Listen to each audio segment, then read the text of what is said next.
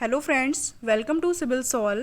Next topic that is creep of concrete. एक term आता है, उसको कहते हैं क्रीप ऑफ कंक्रीट। क्रीप का मतलब है कि जब आप कोई भी स्ट्रक्चर में डिफॉर्मेशन हो रहा हो अंडर कांस्टेंट लोड, कोई भी कांस्टेंट लोड लगा दिया और कुछ सालों तक कंटिन्यूअस लॉन्ग टर्म तक यानी लॉन्ग ईयर्स तक जो है अगर इसमें कंटिन्यूअसली एक कांस्टेंट लोड लगा रहा, इसकी वजह से ये जो डिफॉर्मेशन हो गया इसको कहते हैं क्रीप ऑफ कंक्रीट। क्लियर है? देख लीजिए, deformation of structure under sustained load is creep. यानी किसी सस्टेन लोड में, किसी एक कांस्टेंट लोड के अंदर जो स्ट्रक्चर में डिफॉर्मेशन हो रहा है उसे आप क्रीप कहते हैं।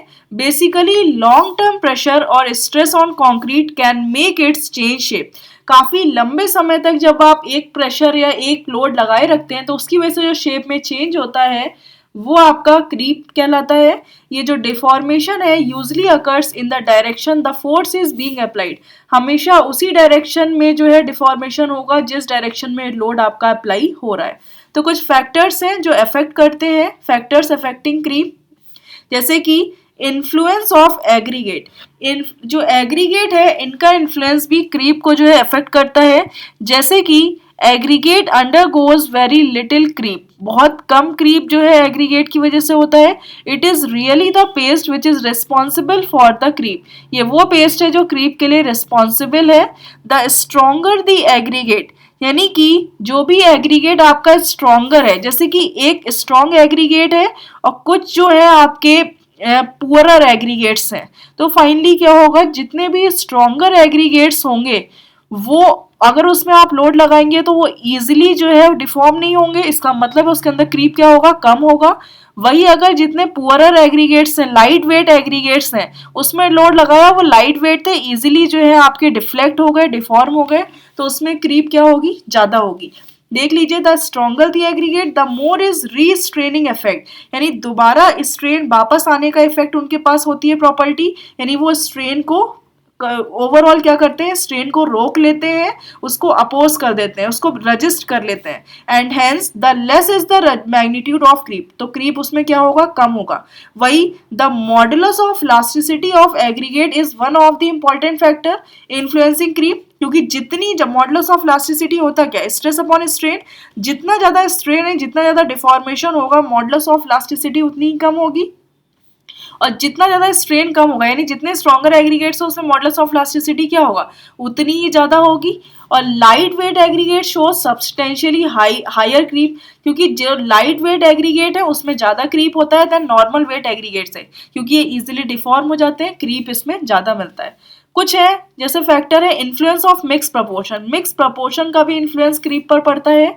जैसे कि अगर आपने पेस्ट जो कंटेंट बनाया है, जो पेस्ट बनाया है कंक्रीट का, इसकी quality is one of the most important factor जो कि क्रीप को इन्फ्लुएंस करती है, यानी बहुत इंपॉर्टेंट फैक्टर है इसकी क्वालिटी और कैसा पेस्ट बनाया। अगर आपने पुअरर पेस्ट बनाया है तो फाइनली क्या होगा, उसमें बहुत ज्यादा क्रीप होगा, क्योंकि डिफॉर्मेशन इजिली हो जाएगा, स्ट्रेंथ उतनी है नहीं उसमें।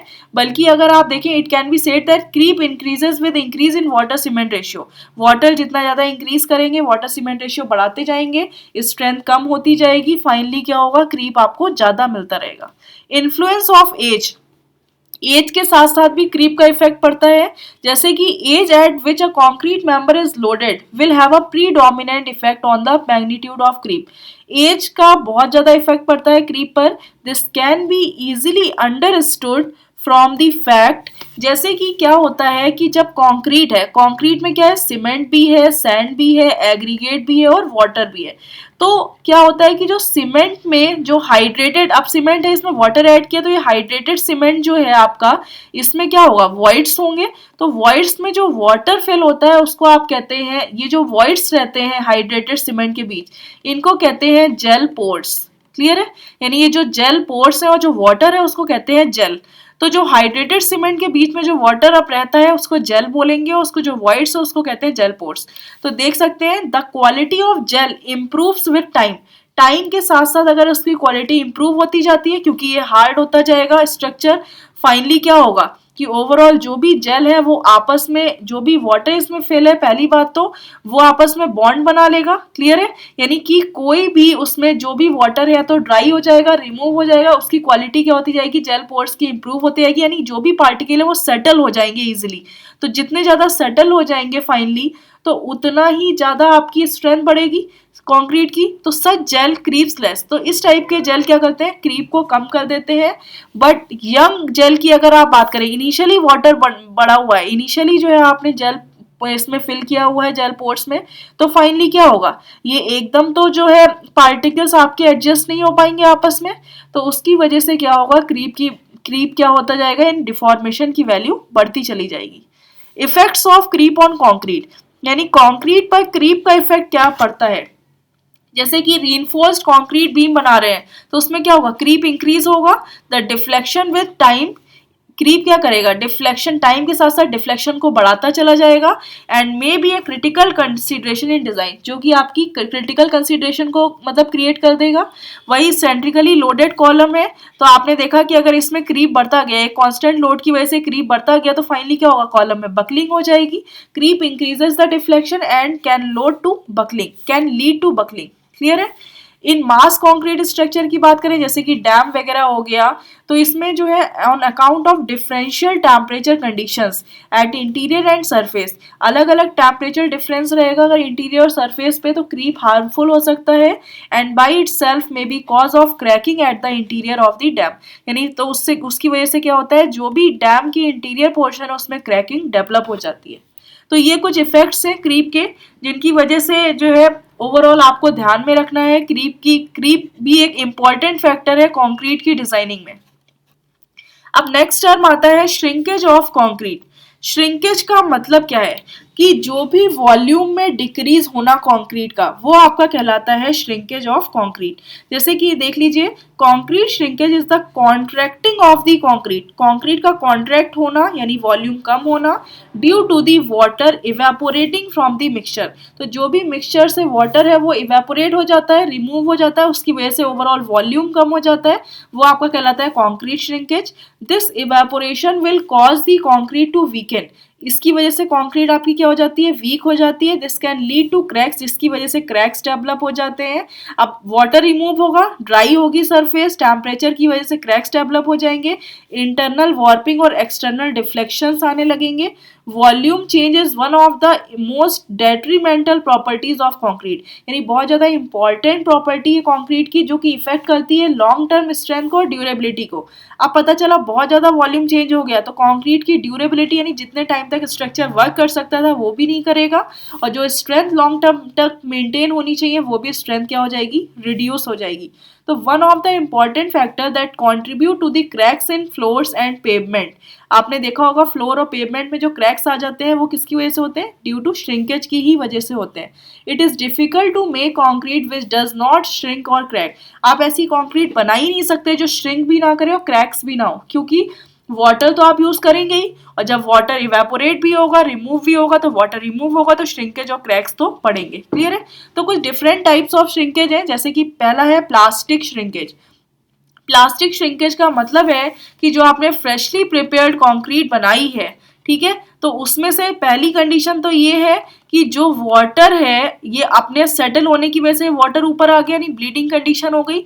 दूसरा क्या है, आपने वाटर सीमेंट रेशियो बढ़ा दिया है, तो उसकी वजह से जो वाटर एक्स्ट्रा है वो सरफेस पे आ गया, वो रिमूव हो गया। तो ओवरऑल क्या हुआ, फाइनली इन सब कंडीशंस की वजह से जो वॉल्यूम में कमी आई उसको कहते हैं प्लास्टिक श्रिंकेज। देख लीजिए, shrinkage of this type manifest itself soon after the concrete is placed in the forms while the concrete is still in plastic stage, यानी ये जो प्लास्टिक स्टेज में आपकी कंक्रीट है तो ये क्या करेगा, खुद अपने आप ही क्या करेगा, मैनिफेस्ट हो जाएगा, यानी कि सेटल हो जाएगा, और कंक्रीट का वॉल्यूम क्या कर देगा, कम कर देगा। Loss of water by evaporation, जो इवेपोरेशन से वाटर लॉस हो रहा है sir from the surface of concrete और by absorption by aggregate of subgrade is believe to be the reason of plastic shrinkage. मतलब क्या है, या तो कंक्रीट की सरफेस से जो वाटर है वो इवेपोरेट हो जाए, जो सरफेस पे वाटर आ गया है, या जो भी एग्रीगेट्स हैं उनने वाटर को एब्जॉर्ब कर लिया है, तो उसकी वजह से जो वॉल्यूम में कमी आती है उसको कहते हैं plastic shrinkage. The loss of water result in the reduction of volume, इसकी वजह से क्या होता है, वॉल्यूम में रिडक्शन हो जाता है। जब लार्ज सरफेस जो है वो हॉट सन या ड्राइंग विंड के एक्सपोज में रहेगी तो क्या होगा, surface of concrete dried very fast which results plastic shrinkage, यानी कि पता चला बहुत ज्यादा टेम्परेचर है तो उसकी वजह से जो भी वाटर सरफेस था वो रिमूव हो गया और प्लास्टिक श्रिंकेज अकर हो गया। Sometimes, even if concrete is not subjected to severe drying, but poorly made with a high water cement ratio, अब पता चला कि जो कंक्रीट है कभी कभी वो सीवियर ड्राइंग यानी ड्राइंग तो नहीं हो रही है, लेकिन जो भी कंक्रीट आपने बनाई है वो पुअरली मेड है यानी वाटर सीमेंट रेशियो ज्यादा है, तो फाइनली क्या होगा, जो लार्ज क्वांटिटी है वाटर की वो ब्लीड करने लगेगी यानी बहने लगेगी एंड एक्यूमुलेट, और जो सरफेस पर क्या हो जाएगी, इकट्ठी हो जाएगी। तो ये जो वाटर है सरफेस पर ये तो ड्राई हो जाएगा इजीली, जिसकी वजह से कोलैप्स यानी जो सरफेस ड्राई हो गई तो फाइनली क्या होगी, क्रैकिंग अकर हो जाएगी, नहीं कोलैप्स हो जाएगी, कॉजिंग क्रैक्स, चटक जाएगी, इसकी वजह से क्रैक्स अकर हो जाएंगे। तो हाई वाटर सीमेंट रेशियो हो गया, या बैडली प्रपोर्शन, आपने अच्छी तरीके से कंक्रीट नहीं बनाई है, या रैपिड ड्राइंग, बहुत तेजी से टेम्परेचर ज्यादा है रैपिड ड्राइंग हो गया, या बहुत ज्यादा ब्लीडिंग हो गई, या अनइंटेंडेड वाइब्रेशंस हो गए, ज्यादा वाइब्रेशन कर दी इसकी वजह से वाटर सरफेस पे आ गया, ये सब रीजंस है प्लास्टिक श्रिंकेज के लिए। क्लियर है। अब नेक्स्ट टाइप ऑफ श्रिंकेज आता है आपका ड्राइंग श्रिंकेज। तो ड्राइंग श्रिंकेज क्या होता है, drawing shrinkage of the concrete is analogous to mechanism of drying of timber specimen. अब सपोज जैसे टिम्बर है यानी लकड़ी है, अगर उसमें वाटर जो है प्रेजेंट था वो ड्राई हो गया तो फाइनली क्या होगा, उसका वॉल्यूम थोड़ा श्रिंक कर जाएगा, तो वो आपका कहलाता है ड्राइंग श्रिंकेज। या loss of free water contained in hardened concrete does not result in appreciable dimension change, यानी जो फ्री वाटर है उसमें अगर लॉस हुआ तो वो तो बहुत ज्यादा वॉल्यूम को चेंज नहीं करेगा।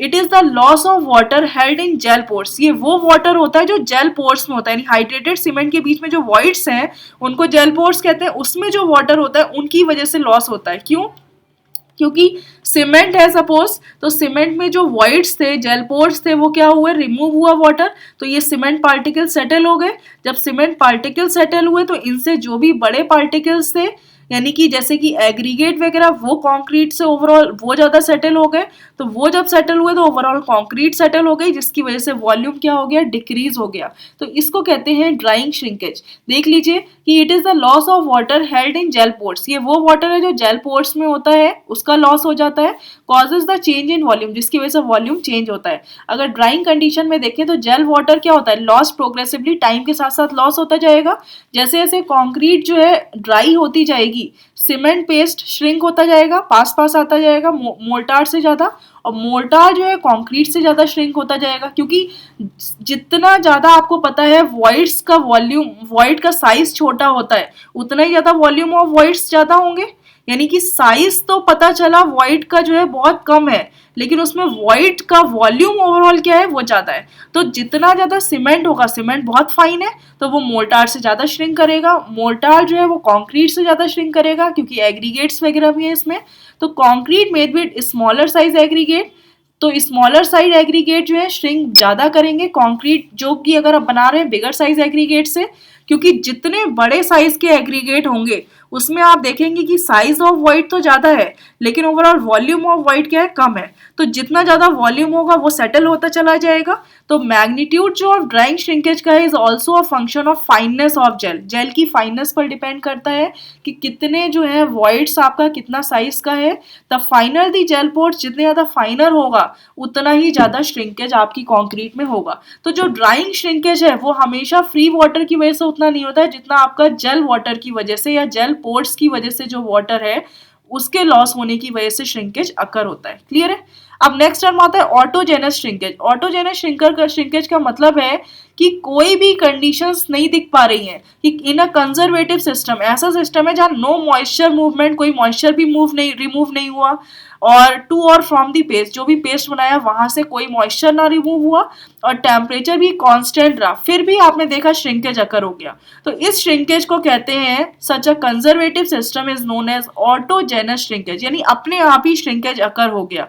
तो इसको जो है बहुत ज्यादा माइनर इंपॉर्टेंस देते हैं, इसको आप कंसीडर ही नहीं करते, is not applicable in practice to many situations, बहुत ही कंडीशंस में जो आप इसको एक्सेप्ट नहीं करते, except that the mass of concrete in interior of concrete dam, जब आप कॉन्क्रीट डैम का इंटीरियर जो है बना रहे होते हैं तो उसमें जो है आप इसको कंसीडर करते हैं, अदरवाइज नॉर्मल कंस्ट्रक्शंस में आप ऑटोजेनस श्रिंकेज को कंसीडर नहीं करते।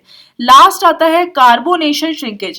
कार्बोनेशन श्रिंकेज का मतलब है, आपको पता है कंक्रीट सीमेंट सैंड एग्रीगेट और वाटर से बनी है, तो आपको पता है सीमेंट है, सीमेंट में कैल्शियम कंपाउंड्स भी है, कैल्शियम ऑक्साइड भी है और वाटर भी है, तो जब इससे रिएक्ट होगा तो कैल्शियम हाइड्रोक्साइड बना होगा। तो कार्बोनेशन श्रिंकेज का मतलब है कि जो भी एटमॉस्फेयर में कार्बन डाइऑक्साइड है वो अगर ये जो कंक्रीट में प्रेजेंट कैल्शियम हाइड्रोक्साइड से रिएक्ट करेगी तो क्या बना देगी, कैल्शियम कार्बोनेट। तो देख लीजिए, carbon dioxide present in atmosphere reacts in the presence of water with hydrated cement, उसके साथ जब रिएक्ट करेगी तो कैल्शियम हाइड्रोक्साइड किस में कन्वर्ट हो जाएगी, कैल्शियम कार्बोनेट में, and also some other cement compounds decomposed, और भी जो सीमेंट कंपाउंड है वो भी डिकम्पोज हो जाएंगे। तो जो रेट ऑफ पेनिट्रेशन है कार्बन डाइऑक्साइड का वो डिपेंड करेगा कि moisture content of the concrete and relative humidity, कितना मॉइस्चर कंटेंट है आपकी कंक्रीट में, कितनी रिलेटिव ह्यूमिडिटी है। तो जितना ज्यादा मॉइस्चर कंटेंट होगा कार्बन डाइऑक्साइड कैल्शियम हाइड्रोक्साइड बन जाएगा, उतना ही कार्बन डाइऑक्साइड इससे रिएक्ट करेगी। क्लियर है। तो जो कार्बोनेशन है is accompanied by an increase in weight of the concrete, ये क्या करता है, कंक्रीट के वेट को बढ़ा देता है जिसकी वजह से कंक्रीट सेटल हो जाएगी और फाइनली श्रिंकेज अकर हो जाएगा। क्लियर है।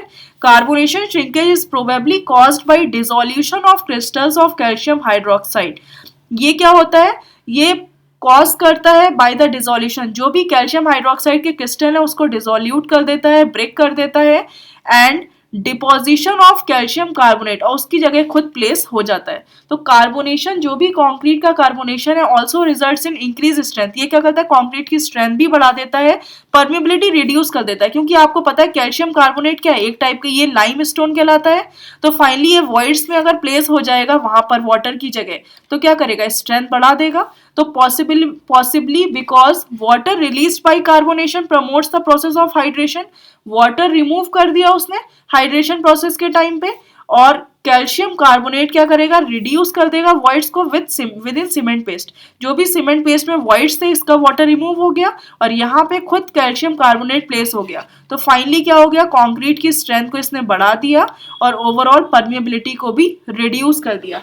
तो ये आपका कहलाता है कार्बोनेशन श्रिंकेज। इसमें क्या होता है कि वॉल्यूम तो रिड्यूस हो रहा है कंक्रीट का, बट वो कार्बोनेशन केमिकल एक्शन के थ्रू जो है वो रिड्यूस हो रहा है। क्लियर है।